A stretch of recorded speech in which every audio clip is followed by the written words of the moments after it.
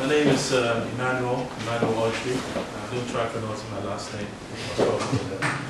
And this is a presentation I gave at work a couple of days ago about the RIFE framework. So I'm quite happy my colleagues came before me because I get to come out slugging a lot of them. I would just pretty much go through some of the things I picked up as Kevin was going through his presentation, and then of course Peter was going through his, and then quickly say how RIFE addresses these. So one of the things Kevin mentioned was that you don't want to spend about 4 weeks learning a new framework. So he's doing great marketing for me because Skills Model will be having a course on RIFE that runs for 4 days. so you should probably come down for that. And then Kevin's presentation, really the example he gave was simple CRUD application, and you don't want to be writing all that code, to generate that. And so RIFE has, RIFE allows you to create stuff like that in 10 minutes, and then we'll see. I'll just play a video that's exactly that, and you will see how much you do not have to do to create applications like that. And then of course I picked up stuff like SQL, strings and stuff like that, that you really run away from when you're writing Java code. So we'll talk about stuff like that. And Peter talked about action-based or request-based frameworks, and then component frameworks. And the beauty about RIFE is actually a combination of the two. So it gives you total control over URLs, and then that's pretty much what all action-based frameworks do: map URLs to certain views and actions. RIFE allows you to do that, but it also allows you to sort of abstract the idea of having a component and then having a specific API that you use to talk to them, which is what you really want to do if you're doing object-oriented programming. This is a pretty long presentation, so I'm just going to skip to the parts of that are necessary for this.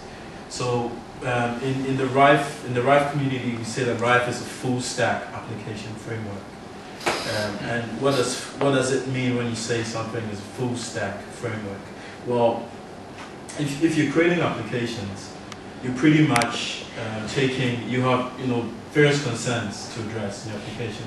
You want to send emails, you want to have authentication, you want to have some persistence going on, you want to be doing validation, and all sorts of things. And you guys create applications, so you know what these are. So there are various layers in your application. Now, what a full stack framework allows you to do, what a full stack framework like RIFE allows you to do is, within a very simple package, it sort of solves these problems for you. It has a solution baked for all the concerns, or almost all the concerns that you will have while you're creating your application. Okay, so this is, I'm going to skip through these. Most things you need are inside one jar. The RIFE framework comes as a very small jar file that has actually been embedded for Java mobile app.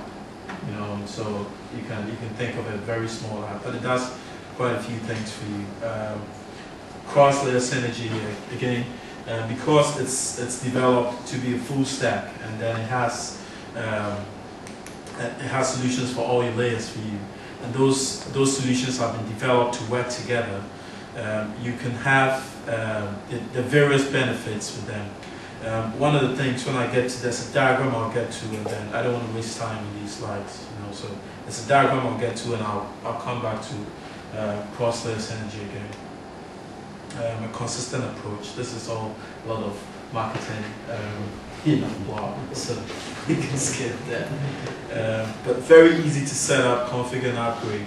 It's a single jar file, and we will see how easy it is to actually pick RIFE already packaged as a Java project, and then to just start on banging business code, which is what you really want to be doing. So it's a component framework. It has a standardized application structure. You have a place where your application starts, place where it stops. You have various hooks within which you can, drive things into. And you really want that. You want to know where your application is going and be able to track, stuff like that. Again, application lifecycle management.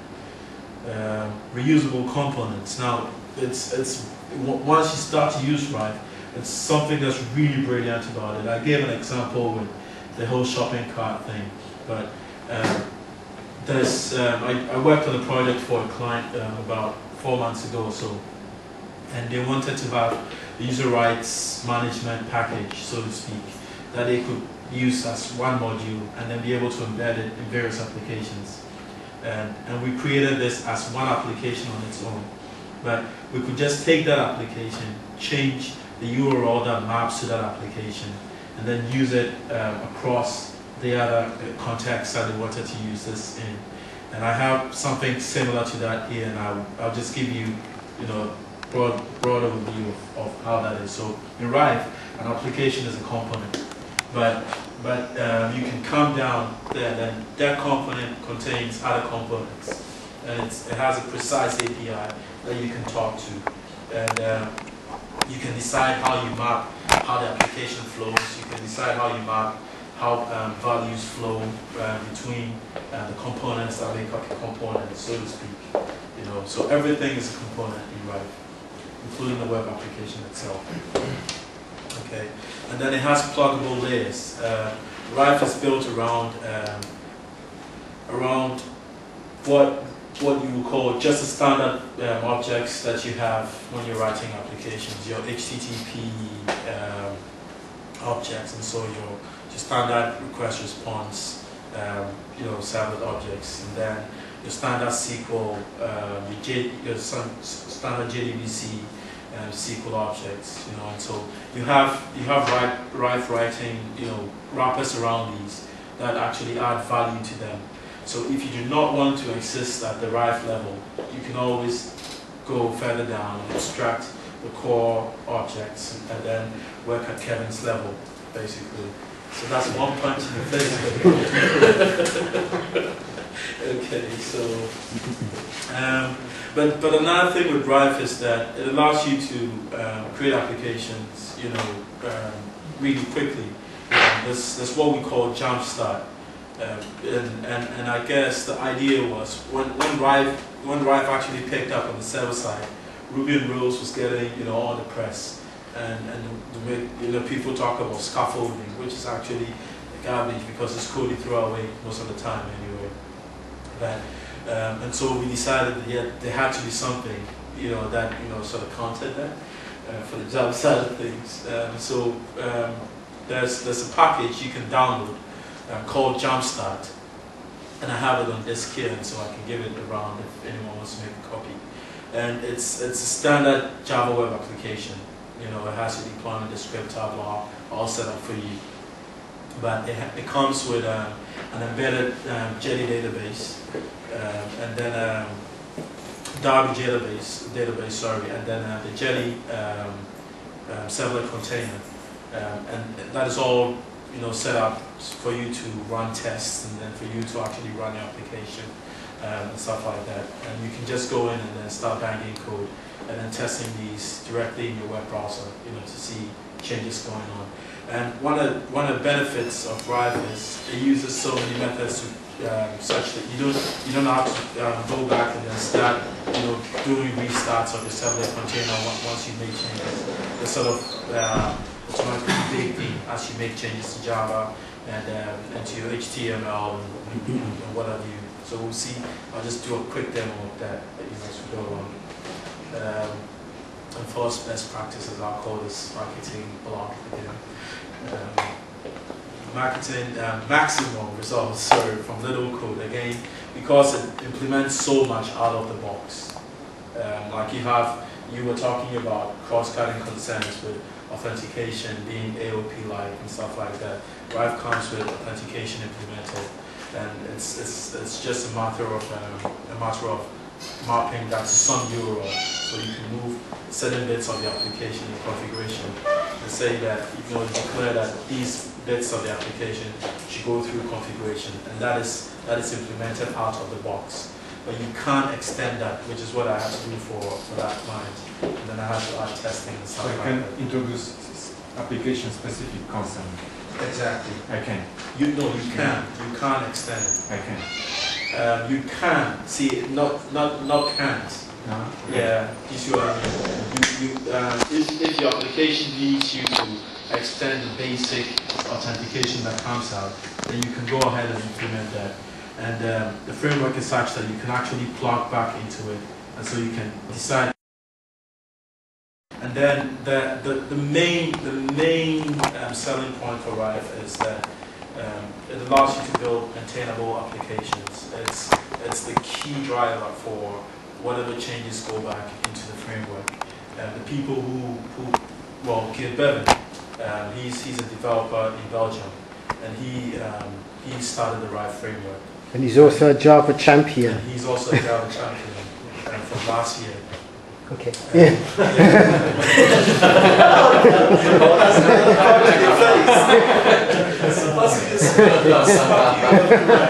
Okay, so yeah, from last year, and they had been building applications for they build apps for Greenpeace and some other big organizations, and they started out doing coding in PHP, and then they realized that they were spending more time, you know, maintaining those applications rather than banging out code, you know, from the start, and incrementally they realized that one, which is an experience I have, one, that PHP tooling support was just not there.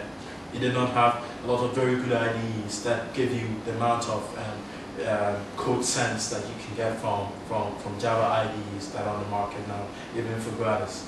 And then they also saw that doing object-oriented programming really allowed them to have toolkits that they could incrementally just reuse again. So reuse was not really a selling point, but they found out that they were getting more and more value out of the code that they had already written, because they were maintaining strict APIs and stuff like that.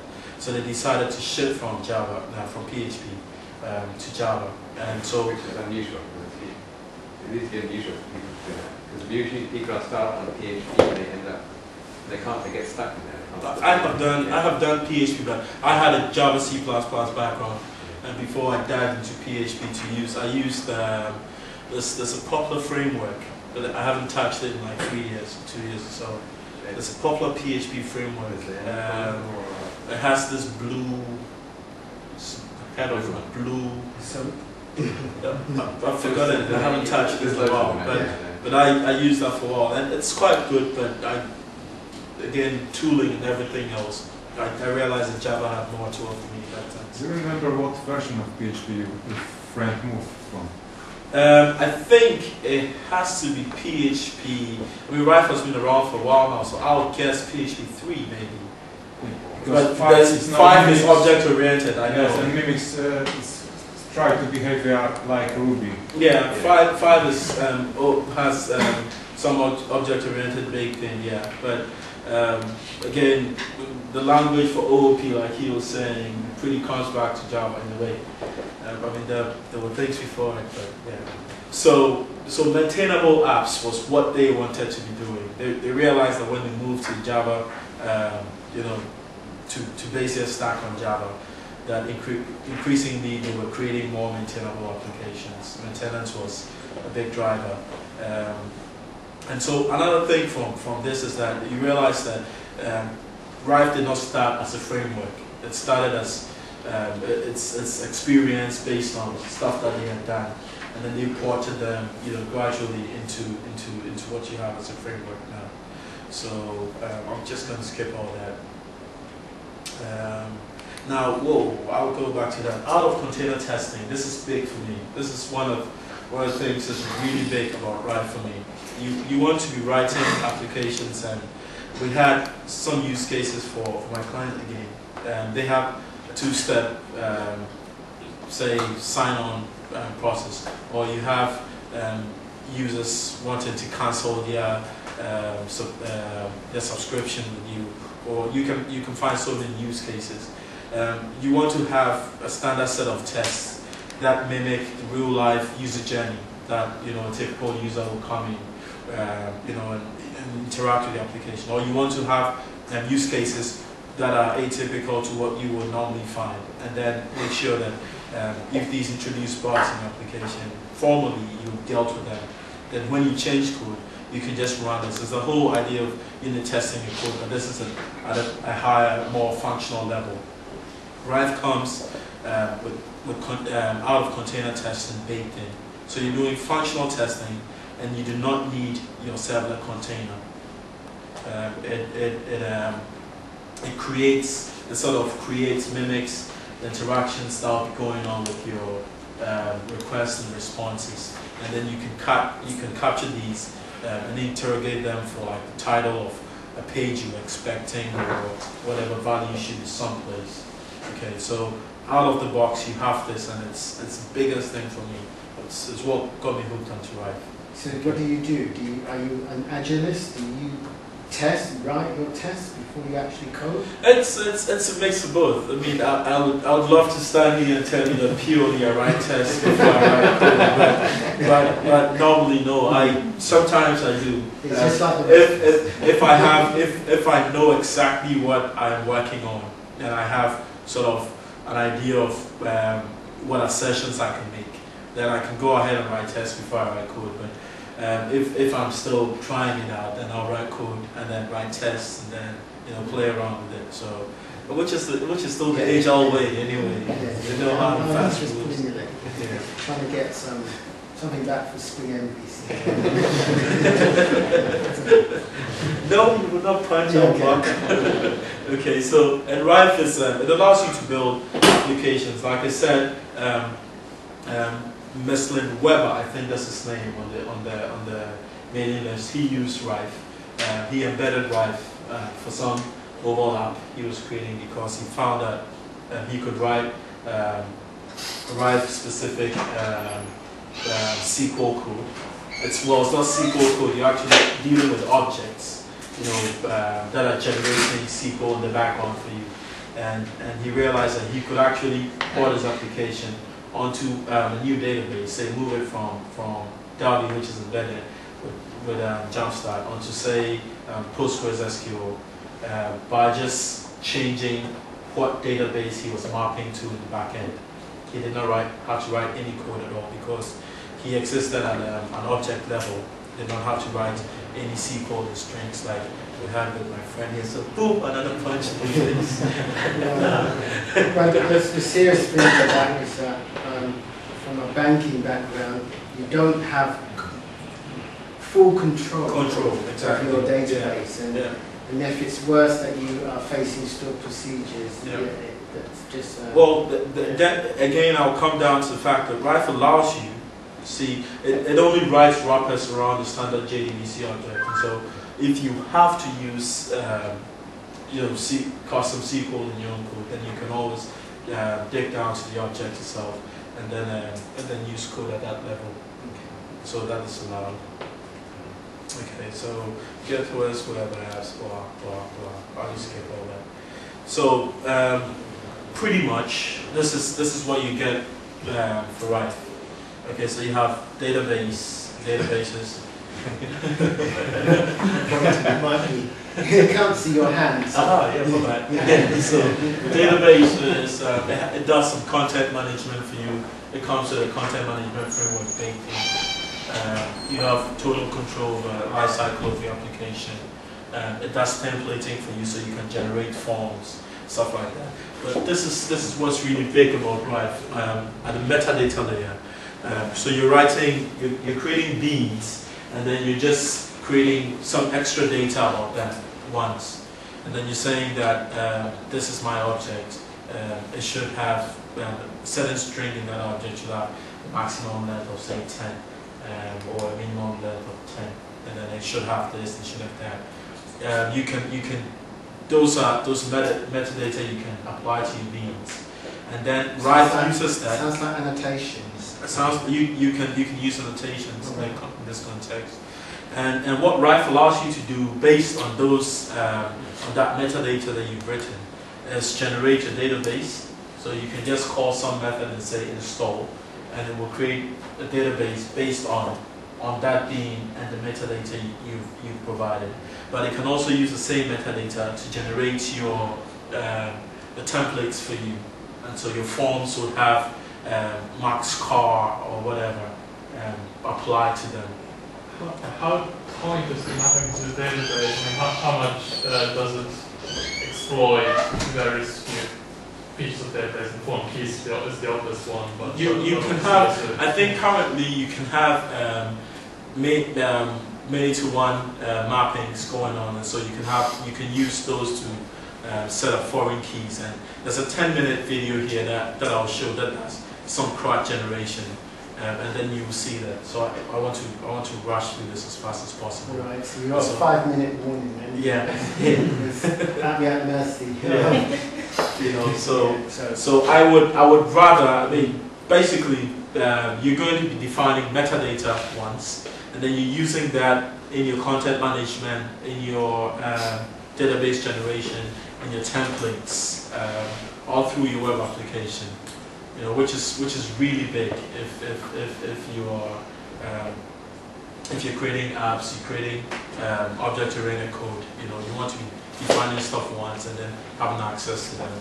Okay, so I am going to just rush through this. I mean, I would have gone through all this, but when you go into the details, this is actually how the full stack looks like. You know, so when we say RIFE is a full stack web app framework, this is pretty much what we need. Okay, and I can give I have these slides and I can give copies on whoever is interested. Let me skip this. Yeah. And then just show a 10-minute video, if you would bear with me, please. Yeah. So is this helping anybody decide what they want to do? You can ask me questions. I mean, if you have any, or I can just run through this and then take some questions. So this is a video that shows generating some news. Could you please explain how the hot deploy works? Yeah, just a minute. I'll come down to that. My script doesn't go back. I can't see my screen. Sorry. Just totally reconfigured it. Let me just restart. I can't see my screen at all.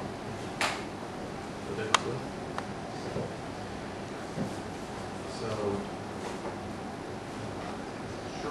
How RIFE's features make it easy to develop applications in a real-world setting, and you will get a feel about the development process and what it is like to iteratively add new functionality to an application. This first demonstration will show RIFE CRUD, which is a scaffolding extension to RIFE that allows you to generate an entire administration website with create, read, update, and delete functionalities from the data model of your application. I downloaded the Jumpstart archive of RIFE and unarchived it to get access to the IT project file. That launches an IntelliJ IT integrated development environment, and I get access to a default file structure that contains a standard setup for a RIFE project. I can just launch the project now, and it starts on the integrated Jet servlet container. And by switching to the web browser, I can instantly access the home page of the default web application. To demonstrate RIFE CRUD, I will now create a news item management application that allows you to add, delete, edit, and list news items. To do that, I have to create a dedicated package, which is called model. You need that in your line of course. And I will create the first class that's called news item. This is a regular JAVAWUG class, and I add the first property that will be the primary key, and I call it item. And the second property is the moment at which the news item is created. And I initialize it by default to the current date. third property is a foreign key towards a category in which news items will be categorized. Now I'm adding another property that will contain the title of the news item. The body of the news item is stored in the text property, and I'll also add an image that is attached to the news item. By using the refactorings of IntelliJ ID, I'm adding the setters and the getters automatically. Now I will create the second key, that is the category key. Of course, you can do this in Eclipse too. You can generate, stuff like this in Eclipse too. This also contains a primary key that is the ID property. And I will just add a second property that contains the name of the category. Now this lays out my basic data structure. Of course, a lot more information is needed to make this useful application, and I will use RIFE's metadata merging facility to do that. This works on a naming convention basis, so by creating the news item metadata class, I can So I just want to draw attention to this. So he created news item class, and he's creating a news item metadata class. So this is based on the naming convention that automatically in the RIFE framework, when it finds a full metadata class, it merges it with your full class, basically. So it allows you to cleanly separate RIFE-specific data and then have POBs, that that are not polluted by RIFE code at all. Okay. RIFE dynamic metadata about each news item instance. This is added when the activate metadata method is called on the metadata class. So in this case, I'm now first adding the default order in which news item instances will be listed when they are shown on the reporting page. So by default, the order will be descendingly for the moment, and in case news items are present at the same moment, the title will be used as the second key. I'm adding the primary key for the ID property, then I'm providing metadata for the moment, which says that it's not editable. I also want it to be mandatory and to be shown when a list of news items is available. Whenever that list is shown, I also want to provide a certain format into which the moment has to be displayed. And I can do that by using the standard date format class that is available in Java. So I want to pause here and say, while Kevin was presenting, he was doing some date formatting as well, and it was in his JSP code, and you had to have some logic in your template. One of the things with RIFE, that if you go away from here, what I really want you to remember is that RIFE's templating layer totally separates logic from presentation code. Your presentation is nothing more than just placeholders to hold whatever you spit back at it from Java code. So you cannot do any logic whatsoever in your templates. Okay, and so the whole MVC thing that again Peter was talking about, it is you totally know where to go for presentation code, and that's in your templates. And then you have Java doing your controlling, and then of course so MVC, and then you have your models in there. Your models would of course be your beans here. Okay. I mean, that's very different from JSP, velocity, freelancer. Yeah, and that. Yeah. How do you find that in practice? In practice, personally, it's a big benefit. Your templates, I should probably come back a bit and then say that your templates are not, or your output is not only restricted to XHTML. The framework uses RIFE templates to generate the SQL code. Okay, so your output is anything that you can think about as output. And then all that you have to realize here is that, and the template layer is bidirectional. Okay, so bidirectional in the sense that you can take process code and spit it back out at the templates, but you can also retrieve the process code from the templates, and you can pass these templates around components. What if you wanted to have a complicated template that actually contains different bits and pieces, like, for example, a banner part of? Could you actually build up?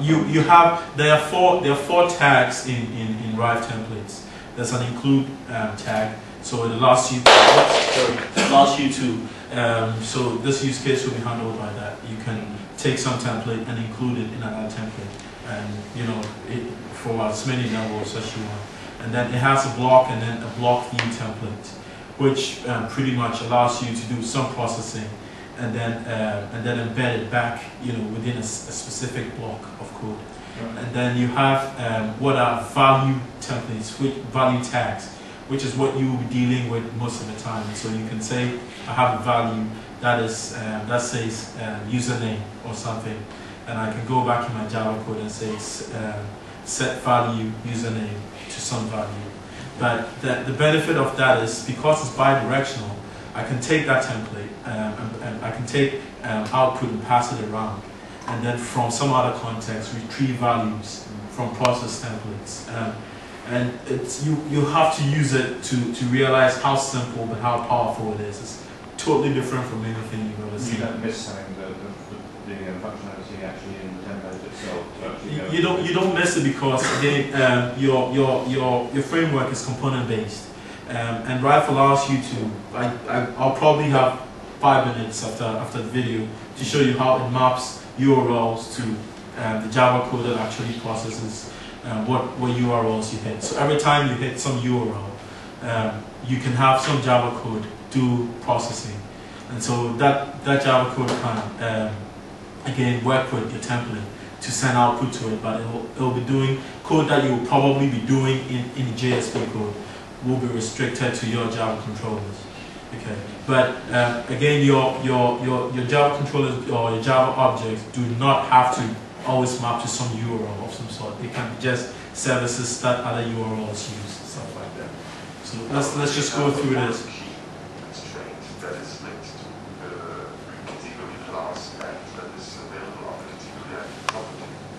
The 92.1 constraint allows that. So that is I think that was a question you had where you have foreign keys.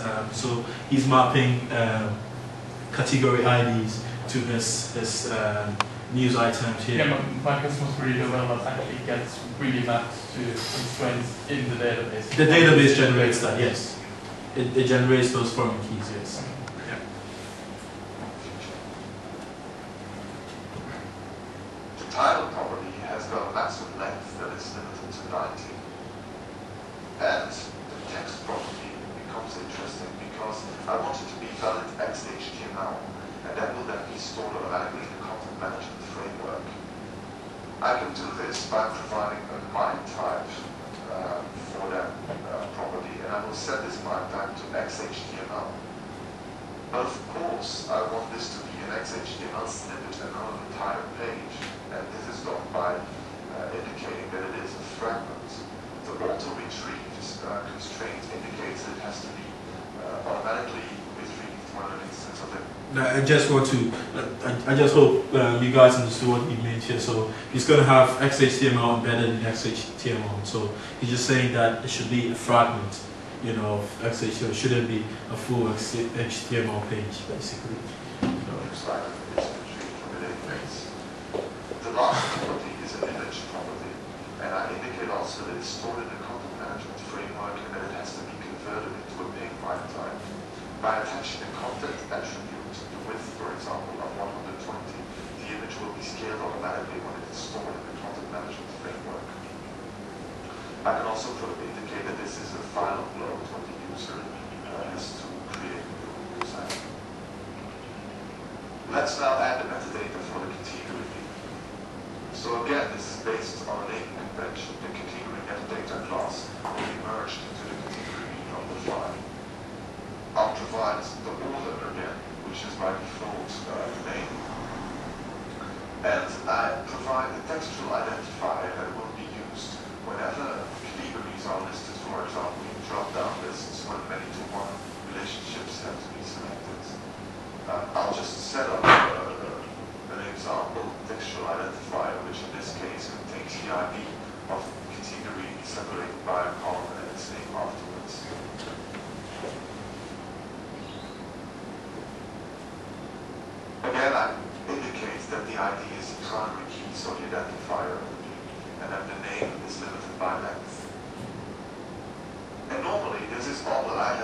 to set up a basic CRUD interface. So the data structures are defined and all the metadata is available also. I will now modify the default site structure. RIFE sites, you have what is the site structure. This is where you determine how your objects, how you have page flows and data flows, and in this example, we can't see past this section, but you can. I can't scroll. Sorry, it's a movie. But this is mapped to a URL home, so that would allow it to call this Java class here, and you can do some processing in there. And within that Java class, you can say get HTML template, some path, and then do processing based on that. But it's all really simple. I mean, after this, I can give you code from here or take questions based on that. So you realize that you have a home element, which is a component. So you have a home component. You're going to have various other components in your application. If you have a contact us page, that will be some components. It could just be something that outputs static, HTML, and then you could be processing with it if you want to. Sites that can be generated on the fly using the control protocol, and all that it needs is the name of the meeting. I can mount that at any URL, provide URL this, and I can have as many sub-sites as available to my main site if I want to start creating the same thing for the category meeting. We should skip this. This is actually 10 minutes long. Have you just got a simple demo? I think. Yeah, I just want to be able to skip. I can't see anything from here. My screen has been reconfigured.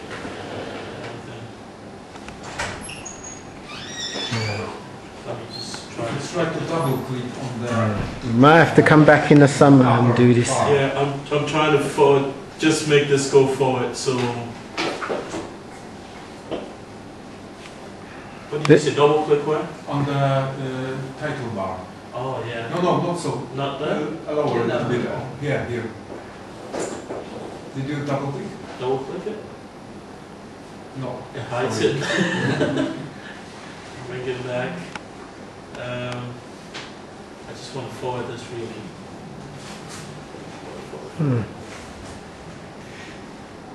It's hidden. It's hidden the bar that allows me to do that.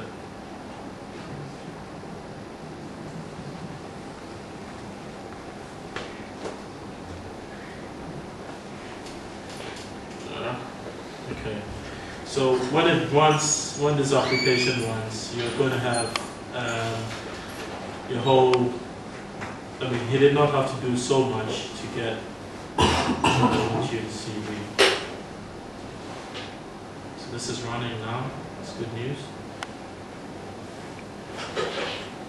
And then when he hits the news URL.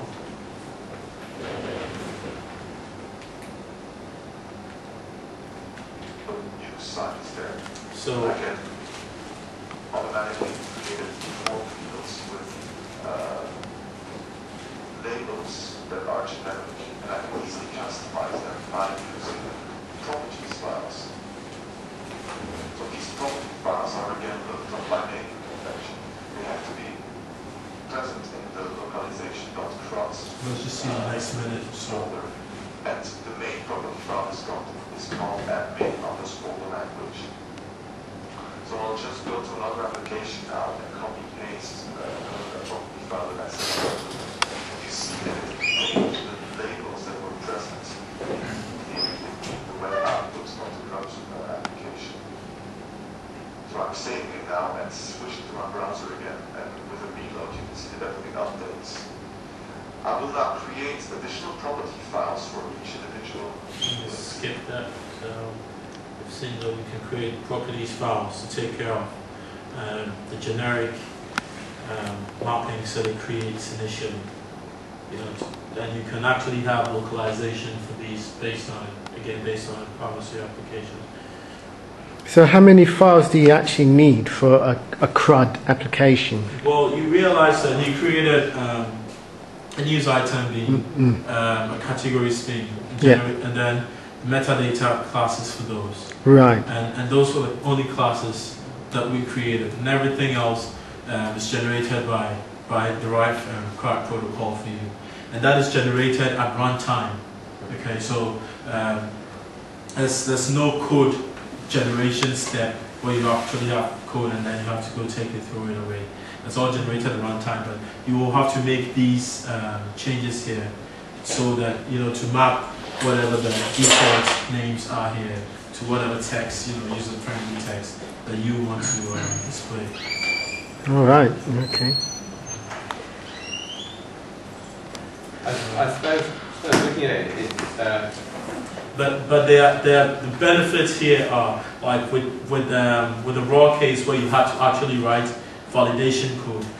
You do not have to write validation code. RIFE does validation based on the metadata that you produced, and then it generates forms based on the metadata that you produced. And it generates a database based on the metadata that you Does it produced. produce any client-side validation? Client-side validation, no. It would always go back to the server to do a validation and then come back at you. Yeah. Suppose that's not really that important now with Ajax around. I suppose.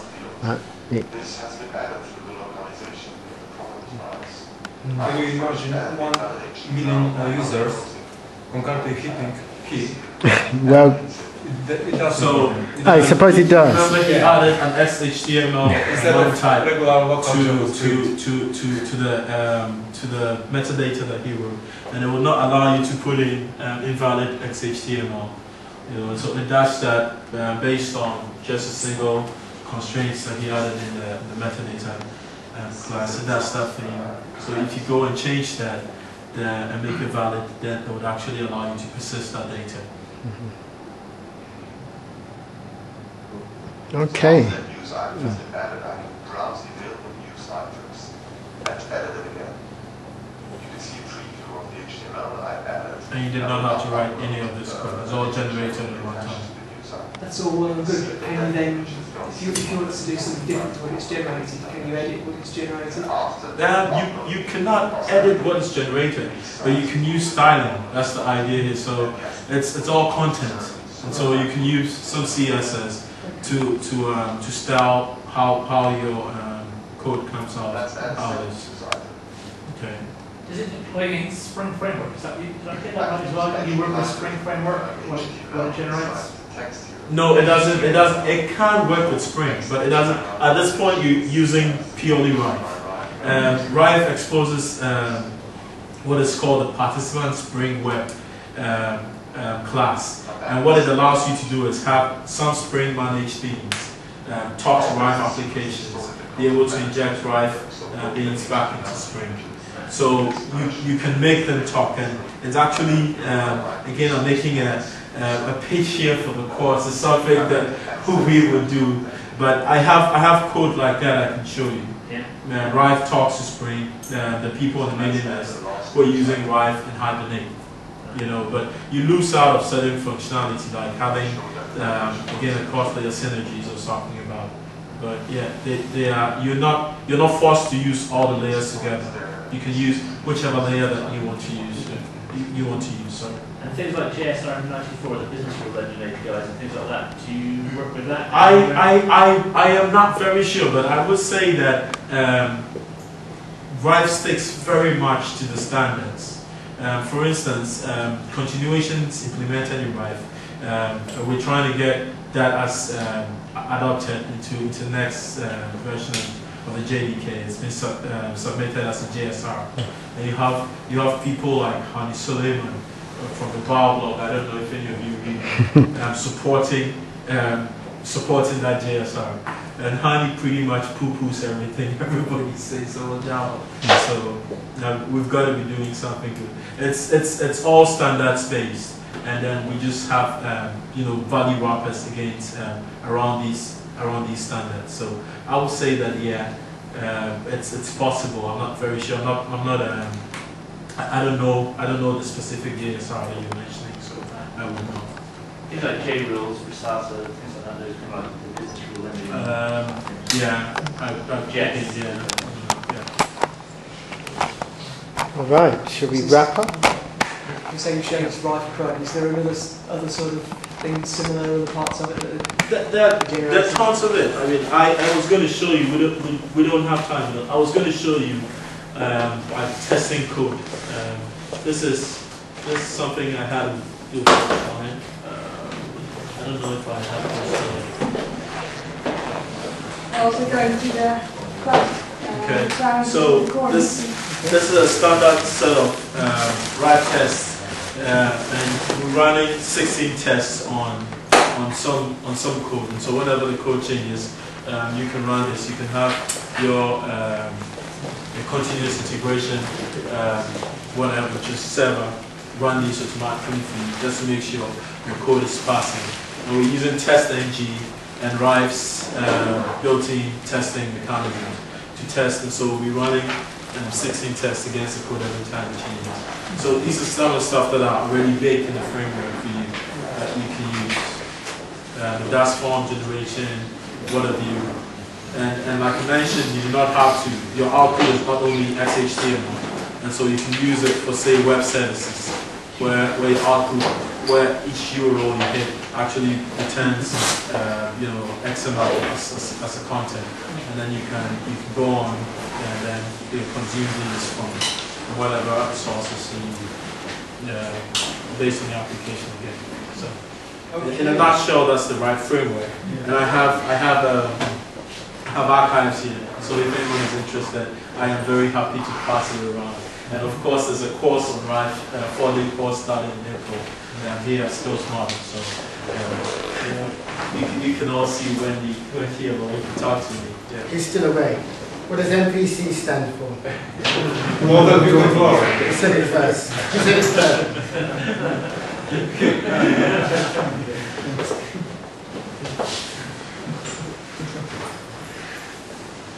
You got a question? So, what feature about RIFE are you going to remember when you leave this room? Maintainability. Maintainability, that's a good one. That's a good one. That's a very